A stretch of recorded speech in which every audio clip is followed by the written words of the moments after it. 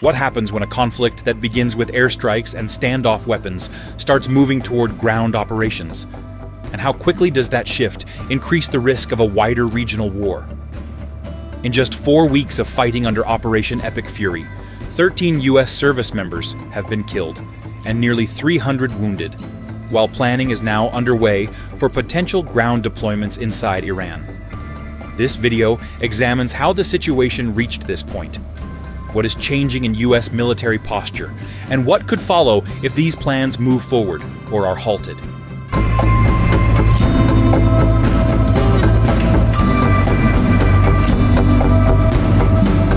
If ground operations are approved, the conflict would transition from a primarily air and maritime campaign into a more complex and risk-intensive phase, involving direct troop engagement.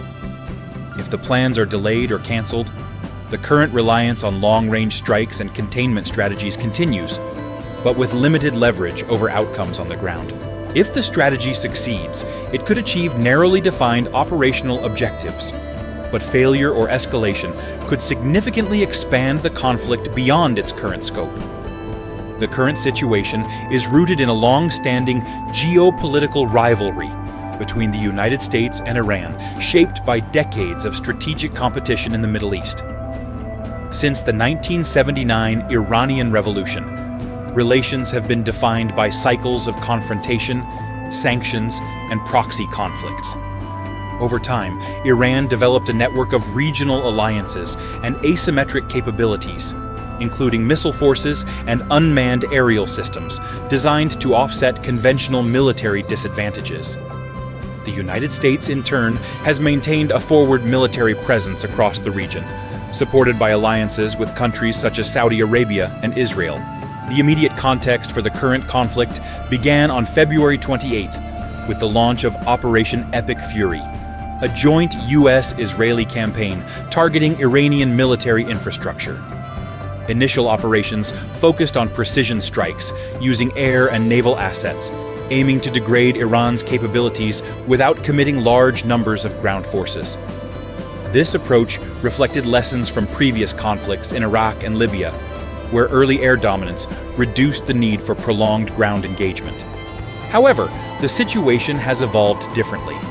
Iranian air defense systems and retaliatory capabilities have remained operational, limiting the effectiveness of purely standoff strategies. This has led to sustained exchanges, including missile and drone attacks targeting U.S. positions in the region.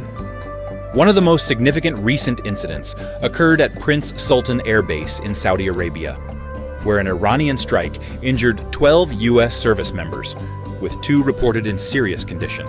The attack also damaged key assets, including an E-3 Sentry airborne warning and control system aircraft, and multiple KC-135 aerial refueling tankers, both critical for maintaining air operations. These developments have influenced planning at the Pentagon, where officials are now preparing options for limited ground operations. According to reporting, these plans involve a combination of conventional infantry units and special operations forces, indicating a targeted approach rather than a full-scale invasion.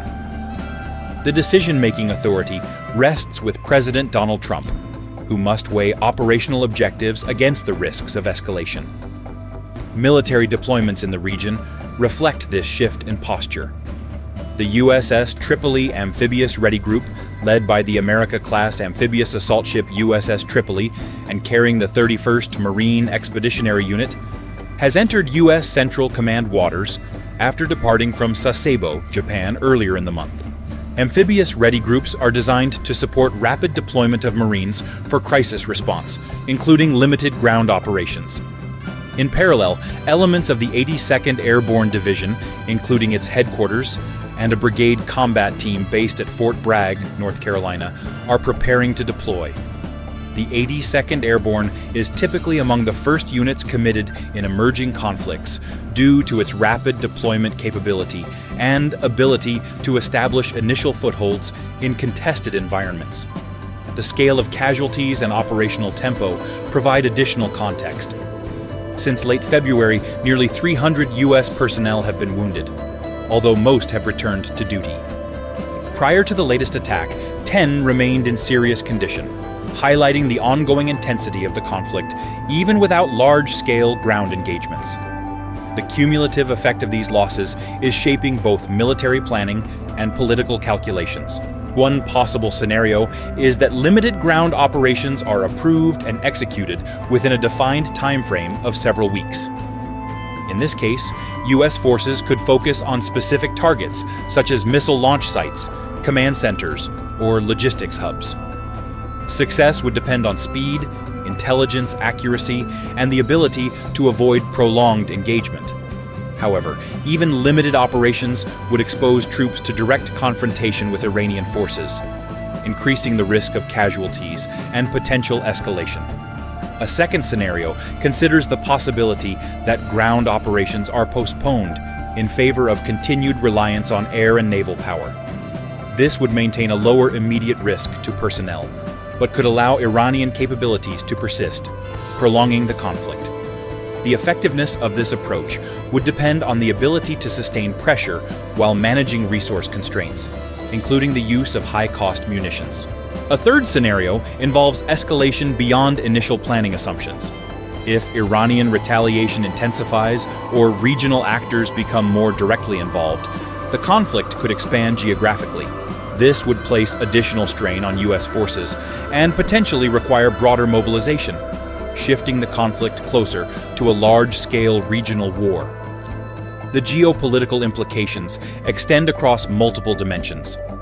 For U.S. allies in the region, increased military activity provides both reassurance and risk, as their territory becomes more directly involved in the conflict. For Iran, the prospect of ground operations reinforces the importance of its asymmetric strategy, including the use of missiles and drones to offset conventional disadvantages. For global markets, continued instability in the Middle East affects energy supply chains and price volatility. At a broader level, the situation reflects the challenges of transitioning between different modes of warfare. Air and missile campaigns can shape conditions, but they do not always achieve decisive outcomes. Ground operations introduce new variables, including terrain, logistics, and direct engagement, which can alter the trajectory of a conflict in unpredictable ways. In the end, the outcome will depend on how these competing pressures are managed. Stability and conflict are not fixed states, but evolving conditions shaped by decisions, capabilities, and timing.